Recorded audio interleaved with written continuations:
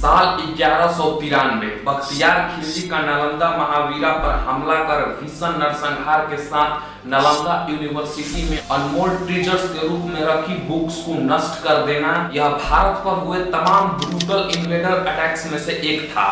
क्योंकि इसमें सिर्फ लोगों को मारा ही नहीं गया बल्कि इसके साथ भारत के आने वाले भविष्य को नष्ट करने की मेंटेलिटी के साथ एक बहुत बड़े एजुकेशन हब को डिस्ट्रॉय कर दिया गया, जो सिर्फ भारत ही नहीं बल्कि चाइना, कोरिया, जापान और श्रीलंका जैसे बड़े बड़े देशों को एजुकेशन प्रोवाइड करने का काम करता था। और सवाल यह है कि आखिर खिलजी ने नालंदा यूनिवर्सिटी पर अटैक ही क्यों किया? क्योंकि यह ना ही तो किसी राजा का महल था और ना ही सोने और रत्नों से जड़ा हुआ मंदिर। यह तो सिर्फ एक यूनिवर्सिटी था जो हर तरह के लोगों के बीच में नॉलेज सेपरेट करने का काम करता था। इन सारे सवालों का जवाब आज हम आपको इस वीडियो में देंगे, तो वीडियो में बने रहिए और चैनल पर नए हैं तो प्लीज चैनल को सब्सक्राइब कर लीजिए।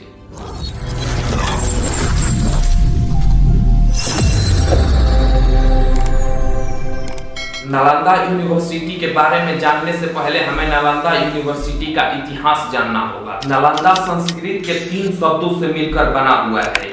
ना प्लस आलम प्लस दा means unstoppable flow of knowledge.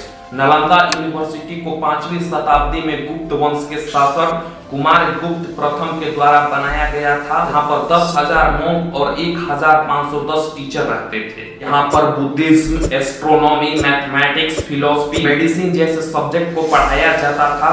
यहाँ पढ़ने वालों में हर्षवर्धन, धर्मपाल, नागार्जुन, हुआन सिंह जैसे बड़े बड़े नाम शामिल है। पर आज की डेट में यह यूनिवर्सिटी एक खंडहर किले के भांति टूरिस्ट स्पॉट बनकर रह गया है, जिसके पीछे का इतिहास बहुत ही हैरान कर देने वाला है। 1193 में खिलजी भारत आया और कुछ बैटल फील्ड्स में अपनी बहादुरी को दिखाकर वह यहाँ का शासक बन बैठा। युद्ध के दौरान खिलजी की तबीयत बहुत ही ज्यादा खराब होने लगा।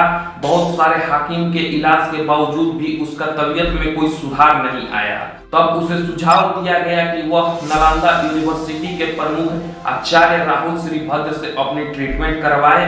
पर शुरू में तो खिलजी ने इससे इनकार कर दिया, पर आगे चलकर वह मान गया। लेकिन उसने आचार्य राहुल श्रीभद्र के सामने एक शर्त रखी कि वह उनकी दी हुई कोई भी दवा को खाएगा नहीं। आचार्य को उसे बिना किसी दवा खिलाए बगैर ही ठीक करना होगा। आचार्य मान गए और उसे एक कुरान देते हुए कहा कि वह इस कुरान की 1-2 पन्नों को रोज पढ़े। खिलजी मान गया और उसने वैसा ही किया जैसे उसे आचार्य ने कहा था। धीरे धीरे समय बीता और कुछ दिन बाद खिलजी स्वस्थ हो गया और साथ ही दंग भी कि आखिर ऐसा कैसे हो सकता है। खिलजी ने जब आचार्य से इसका कारण पूछा तो उसे मालूम चला कि आचार्य ने कुरान के पन्नों में दवा लगा दिया था और जब भी खिलजी इन कुरान के पन्नों को पढ़ता तब ये दवा उसके बॉडी में ऑब्जर्व होने लगती। ऐसी नॉलेज और साइंस देखकर खिलजी शॉक हो गया और उसके मन में वही विचार आया जो हर उस इन्वेडर्स को आया था जिसने भारत पर आक्रमण किया था, ईर्ष्या, जलन और क्रोध। खिलजी ने सोचा कि अगर मुझे भारत पर राज करना है तो सबसे पहले मुझे यहाँ की ताकत यानी एजुकेशन को खत्म करना होगा। और इसी क्रोध में आकर खिलजी ने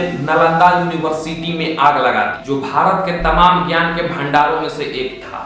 इस घटना को जिक्र करते हुए एक पर्शियन मुस्लिम राइटर मिनहाज-ई-सिराज ने अपनी बुक तबाकत-ए-नसीरी में लिखा है कि नालंदा यूनिवर्सिटी में 19 लाख बुक्स प्रेजेंट थी, जिसे जलने में 3 महीने का समय लग गया। इसका खमियाजा भारत आज तक भुगतते आ रहा है, स्पेसिफिकली बिहार।